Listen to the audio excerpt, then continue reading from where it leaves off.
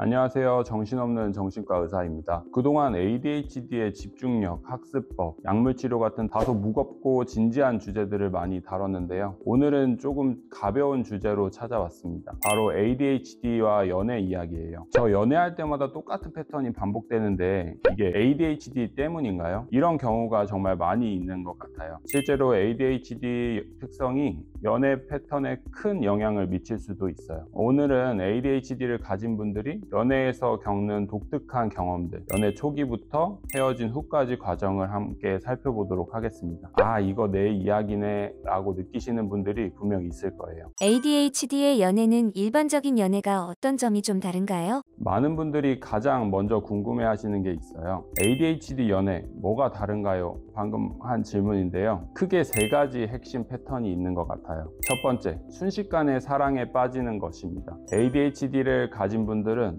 누군가에게 마음이 갈 때 정말 순수하고 강렬하게 조건 없이 확 빠져버리는 경향이 있어요. 두 번째, 빠르게 식어버리는 마음입니다. 처음에 뜨거운 마음이 생각보다 빠르게 식을 수 있어요. 이게 마음이 약해서가 아니라 ADHD 뇌의 특성 때문입니다. 세 번째, 충동적인 결별 후 후회입니다. 충동적으로 헤어지자는 말을 쉽게 하고 나서 나중에 혼자 엄청난 후회와 자책에 시달리는 경우도 많아요. 이 세 가지가 ADHD 연애의 대표적인 패턴인데요. 하나씩 자세히 살펴볼게요. 연애 초기에는 어떨까요?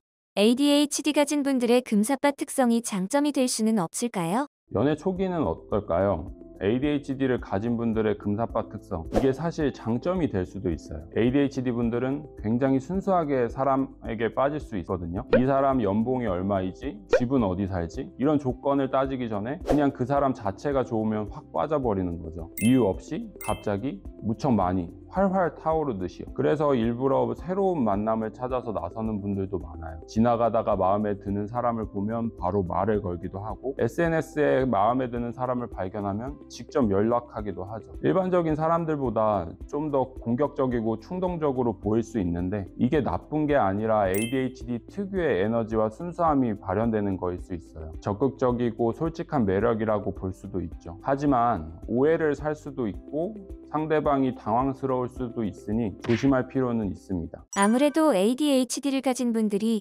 연애를 이어감에 있어서 대화가 어렵다는 이야기를 하실 수도 있을 것 같은데요. 어려움을 어떻게 해소할 수 있고 어떤 패턴들이 있을까요? 그런데 말씀하신 대로 연애를 하다 보면 어느 순간 상대방이 불만을 이야기하기 시작해요.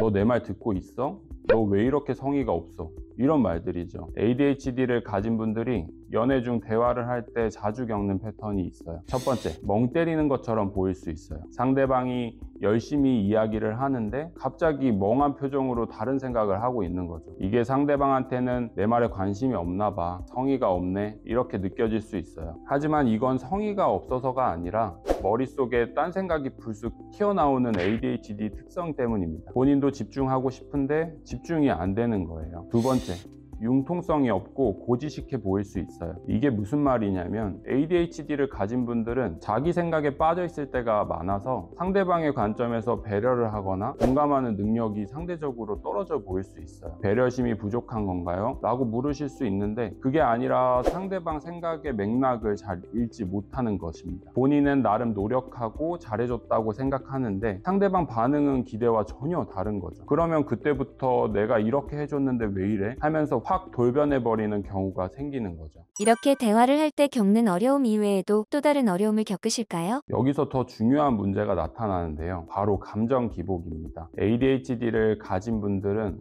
감정 변화가 빠르고 폭이 큰 경우가 많아요. 조금 전까지 엄청 좋아하다가도 갑자기 확 식어버리는 거예요. 상대방 입장에서는 조금 전까지만 해도 좋아했었잖아, 왜 갑자기 이래? 하면서 당황스러울 수 있어요. 게다가 예민한 경우가 많아서 변덕이 심하다는 이야기도 많이 듣습니다. 어떻게 맞춰줘야 할지 모르겠어 라는 말을 상대방한테 들을 수 있어요. 더 큰 문제는 자제력과 충동 조절 능력이 떨어질 수 있다는 점입니다. 사실 아직 사랑하는데, 아직 좋아하는데 화가 나거나 감정이 격해지는 순간, 그래 끝내자, 우리 헤어져, 다시 연락하지 마, 이런 말을 충동적으로 해버리는 거예요. 그렇게 충동적으로 헤어지자고 얘기하면 그 다음에는 어떤 일이 또 일어나곤 하나요? 그렇게 충동적으로 헤어지자는 말을 하고 나면 뭐가 찾아올까요? 바로 후폭풍입니다. 물론 그때 미안했어, 내가 너무 화가 났었어, 이런 말 몇 번 하고 다시 만날 수도 있습니다. 근데 이게 반복이 되면 문제가 될 수 있어요. 혼자 남았을 때 엄청난 후회와 자책이 찾아옵니다. 아, 내가 그때 좀만 참을 걸.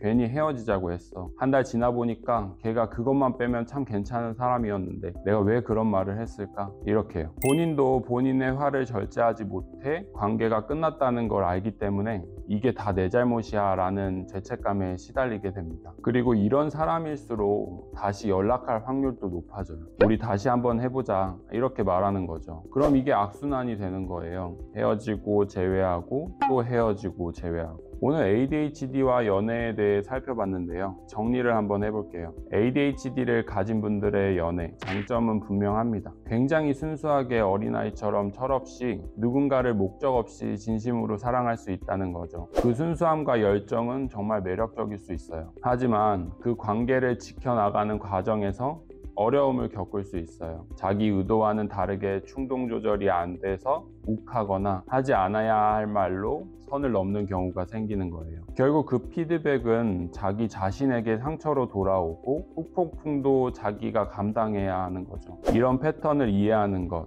그것이 첫 걸음입니다. 내가 이상한 사람이야, 나는 연애를 못하는 사람이야 가 아니라 내가 이렇게 작동을 하는구나, 그거를 아는 것부터가 시작인 거죠. 본인의 특성을 이해하는 게 ADHD 분들이 더 연애를 잘하기 위한 방법일 수 있겠네요. 네, 맞아요. 혹시 여러분 중에 이게 바로 내 얘기네, 나도 이런 연애 패턴을 반복하고 있어 라고 느끼는 분이 계신가요? 오늘 내용이 도움이 되셨다면 구독과 좋아요, 알림 설정 부탁드립니다. 그리고 주변에 비슷한 고민을 하시는 분들이 계시다면 이 영상을 공유해 주세요. 감사합니다.